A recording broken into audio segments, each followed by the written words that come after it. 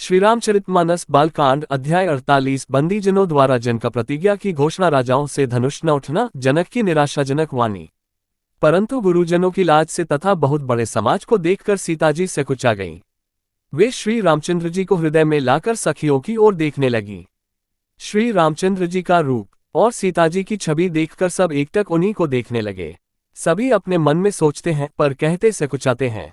मन ही मन वे विधाता से विनय करते हैं, हे विधाता, जनक की मूर्ता को शीघ्र हर लीजिए और हमारी ही ऐसी सुंदर बुद्धि उन्हें दीजिए कि जिससे बिना ही विचार किए राजा अपना प्रण छोड़कर सीताजी का विवाह राम जी से कर दें। संसार उन्हें भला कहेगा, क्योंकि यह बात सब किसी को अच्छी लगती है। हट करने से अंत में भी हृदय जलेगा। सब लोग इसी लालसा में मग्न हो रहे हैं कि जानकी जी के योग्य वर तो ये सांवला ही है।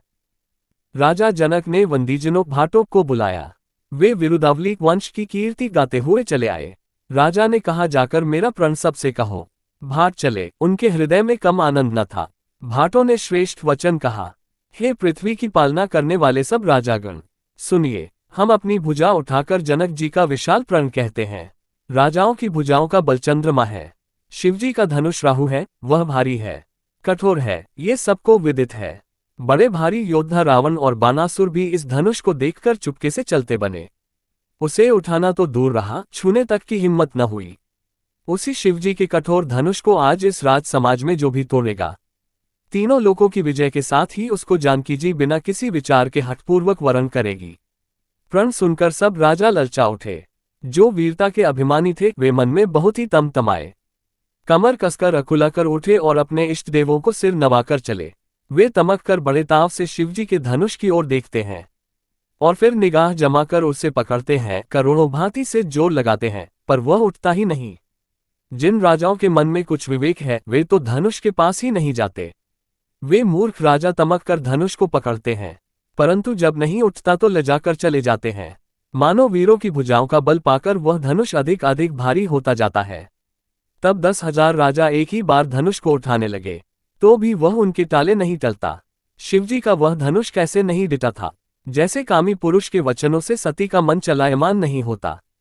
सब राजा उपहास के योग्य हो गए, जैसे वैराग्य के बिना सन्यासी उपहास के योग्य हो जाता है। कीर्ति, विजय, बड़ी वीरता, इन सबको वे धनुष के हाथों बरबस हारकर चले गए। राजा लोग हृदय से हारकर श्रीहीन हो गए और अपने अपने समाज में जा बैठे। राजाओं को असफल देखकर जनक अकुला उठे और ऐसे वचन बोले जो मानो क्रोध में सने हुए थे। मैंने जो प्रण ठाना था उसे सुनकर द्वीप द्वीप के अनेकों राजा आए। देवता और दैत्य भी मनुष्य का शरीर धारण करके आए तथा और भी बहुत से रणधीर वीर आए। राजा जनक के वचन ऐसे लग रहे थे मानो क्रोध में सने हो। धनुष को तोड़कर मनोहर कन्या, बड़ी विजय और अत्यंत सुंदर कीर्ति को पाने वाला मानो ब्रह्मा ने किसी को रचा ही नहीं।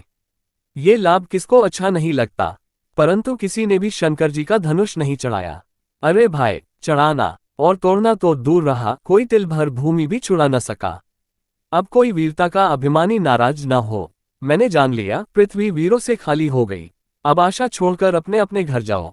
ब्रह्मा ने सीता का विवाह लिखा ही नहीं।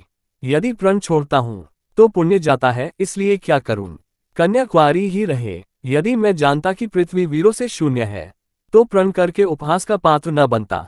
जनक के वचन सुनकर सभी स्त्री पुरुष जानकी जी की ओर देखकर दुखी हुए, परंतु लक्ष्मण जी तमा उठे।